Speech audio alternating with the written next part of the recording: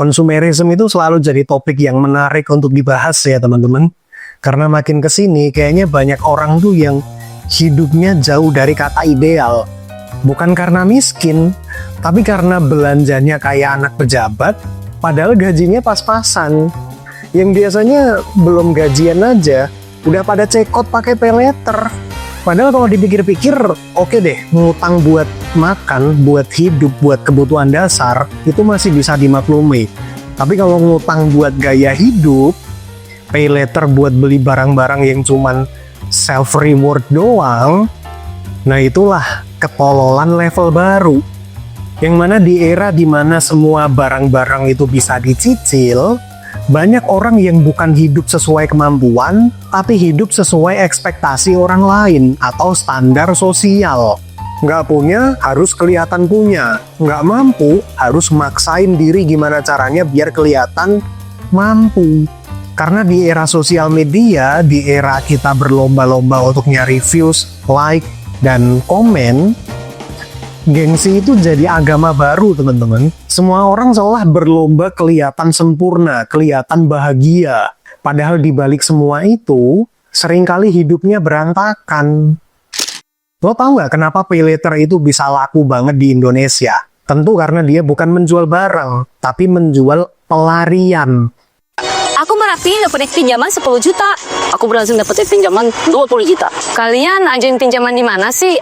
Kok bisa pinjaman setinggi itu nggak ditolak? Di mana orang-orang kelas menengah ke bawah yang sering jadi target market dari para pinjol-pinjol ini, dari para paylater ini, itu mereka pakai paylater bukan karena pengen barangnya, tapi karena pengen diakui. Karena di kepala mereka, beli sesuatu pakai cicilan itu bukan beban, tapi pembuktian.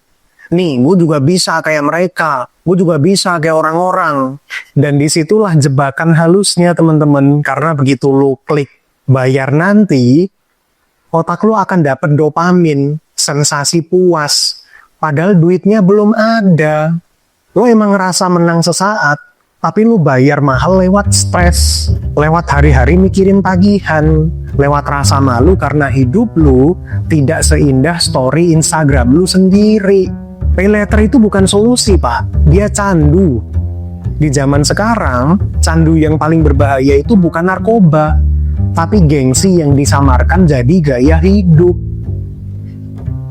Kalian pasti nyadar kan, semenjak tren budaya flexing, orang-orang tuh seolah jadi takut untuk tampil apa adanya, atau takut dibilang kelihatan miskin. Padahal justru mentalitas itulah yang bikin banyak orang jadi jatuh miskin beneran. Akhirnya pelan-pelan di masyarakat kita, terutama di golongan menengah ke bawah, lahirlah kebiasaan atau budaya pura-pura mampu. Cicilan baju, cicilan skincare, cicilan liburan, cicilan iPhone. Banyak orang yang jadi miskin itu bukan karena kurang uang, tapi kurang malu. Ada yang rela ngutang demi pesta, hajatan, resepsi, syukuran, demi kelihatan bahagia di depan keluarga jauh dan tetangga. Padahal aslinya, beras di dapur udah mau habis. Dan kebiasaan ini bukan cuma kebiasaan ekonomi, Pak, tapi mentalitas. Yang penting keren, duitnya pikirin nanti. Dan mindset kayak gini nih bukan cuma bikin miskin dompet, tapi miskin logika. Karena ketika gengsi udah jadi prioritas utama dalam hidup, maka otomatis masa depan lu juga akan dikorbankan. Paylater itu cermin teman-teman. Dia ngasih tahu siapa lu sebenarnya. Lu bisa aja ngeles dengan 1000 alasan kenapa lu pakai paylater. Tapi satu hal yang nggak bisa lu sangkal, lu lebih takut kelihatan miskin daripada miskin beneran. Itulah kenapa lu pakai paylater.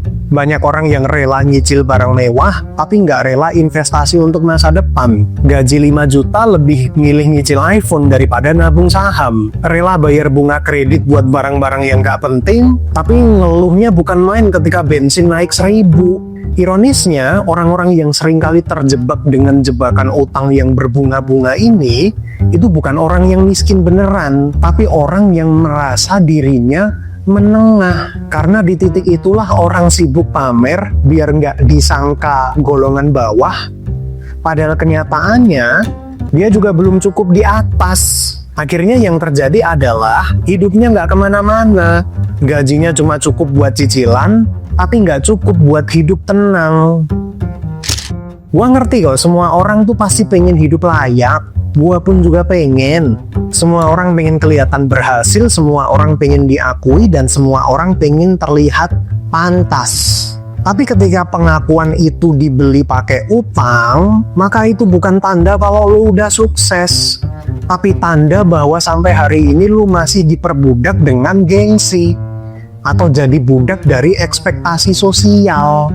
Karena kalau lu beneran sukses, beneran punya, beneran mampu, maka percaya sama gua, lu nggak akan butuh validasi. Itulah kenapa stiker Happy Family itu cuma ada di mobil-mobil murah. Karena orang miskin itu ngerasa perlu ngasih tahu kalau dia bahagia. Gue dan Adriano Colby itu paling benci dengan stiker Happy Family. Lo tau gak stiker? Iya. Lo tau gak stiker Happy Family itu cuma ada di mobil murah? Iya.